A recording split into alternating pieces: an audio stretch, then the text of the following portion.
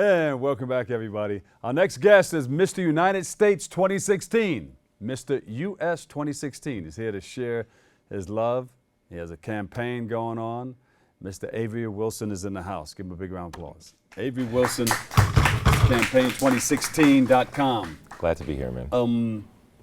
Tell us about some of the work that you do and why do they call you Mr. United States 2016? Absolutely. Well, the Mr. United States organization is a brand new organization for young men across the country who really want to give back to their community. And so pageantry is the outlet. We find guys for teenagers as well as our Mr. Division who really want to do some meaningful service in the communities, but also kind of focus on mentorship to be able to help our younger guys and be a great role model for the country. How'd you get involved in this?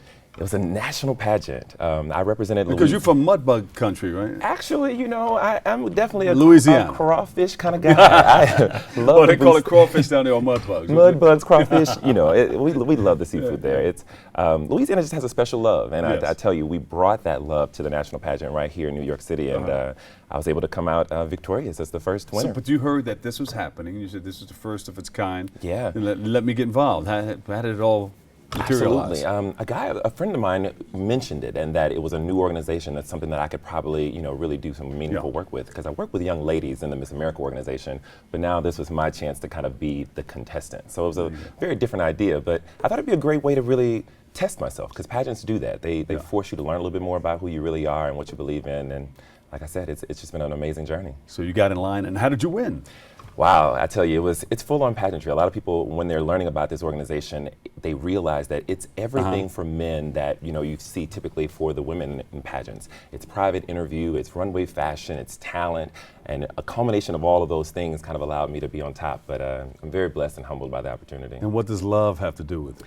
Love matters. It matters. It matters. That's my platform. We all were tasked to be able to give something back in the community with a platform, and mine is LOVE, Living Optimistic Values Every Day. I think that it's three-pillared, first and foremost: love for self, love for others, and a love for something greater. And I think people tend to take for granted the power of love, but it's starting small with the things that we do every day, whether that's giving somebody a kind compliment on the train or just kind of finding a way to be a little bit more accepting. And my goal is to really push that message nationally across the country so that we can kind of start to see different behavioral patterns once we start sowing more love. Now, in the South, that's easier to do. Did you find it more difficult in New York? Bob, that's so interesting you mentioned that. Just being on the trains here in the city, I'm always reminded that, this is just such a diverse place. And you're right. Down in the South, we have this hospitable thing where we're just, we love on each other all day long. It's just what we do. But I will say, in places like this, that this is where I think the mecca of it really happens, because we learn more from differences. So seeing a little bit different things in terms of people with different experiences, learn behaviors, that's what makes us more accepting as a culture. Yeah, and I think a lot has to do with the media too. It just portrays, New York as being cold, but you find a lot of nice, warm people here too. You can extend that love right here. Absolutely. Disseminate a whole lot of love throughout the city. It's okay. Absolutely. Love matters. It matters. It matters. It now, matters. tell us about your pillars. Elevating others through 8 pillars. So what we do is we take, with my personal brand, this idea of really pushing people through the expansion of their gifts and their talents. And so I use things like lifestyle, pageantry, the arts. I'm also an artist, so I take things like dance and performance arts and really kind of push people to talk about the things that are sometimes uncomfortable for us as a society. That's one of the things that we're really doing with this organization, is allowing ourselves to be beacons of those things that can really create change. You dance and sing? I dance and I sing. Yeah. You wrote a song? You know what? Sing a song? I have some music in my world. I don't really do a whole lot of composing per se, but I definitely love to sing every day. Well, you know what that means, right? We don't have a Music Monday artist, do we? Helen, do we have a Monday music artist? That would be amazing. All right, give me a quick piece right now. Ready? Sure. 1, a 2, a 1, 2, 3, 4. Love is what we really need.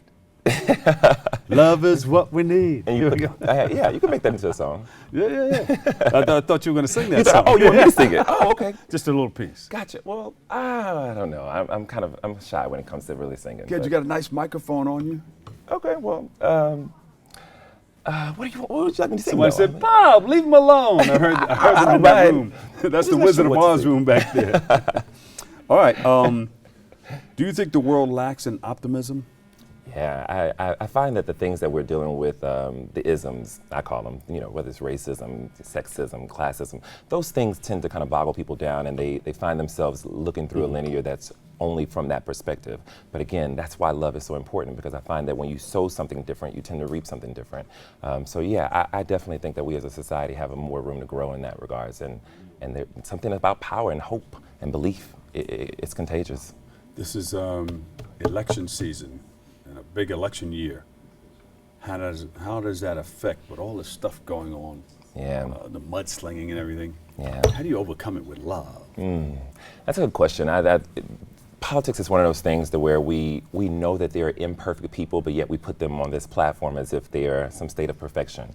And unfortunately, the way the world works is the negative tends to kind of push faster. So it tends to be a lot of the mudslinging and a lot of the bad energy. But the reality is a lot of these candidates, they've gotten to the place that they are because of some of the powerful, loving agents that they've done. And I think that if we start focusing a little bit more on that as opposed to, you know, that which is negative, you know, we'll probably have a different light and opinion and energy. You ready to politics. exercise? I am. Your right to vote. I am. I think especially, you know, as an African-American male, it's very important for me to, you know, be very vocal about why it's important to get out there and express our right. Finally, what's next for you? Well, we're getting excited about a national tour for the Mr. United States organization. We're encouraging gentlemen right here in the Bronx who may be interested in becoming the next Mr. New York and possibly the next Mr. United States to get involved with our organization. What's the age limit? No, I'm kidding. Go ahead. No, really. We have a teen division for guys 14 to 18. We have an adult division for guys 19 to 29.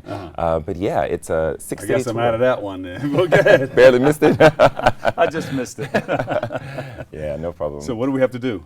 You can follow us online. Our organization is www.mrunitedstates.org. All of the information for the tour.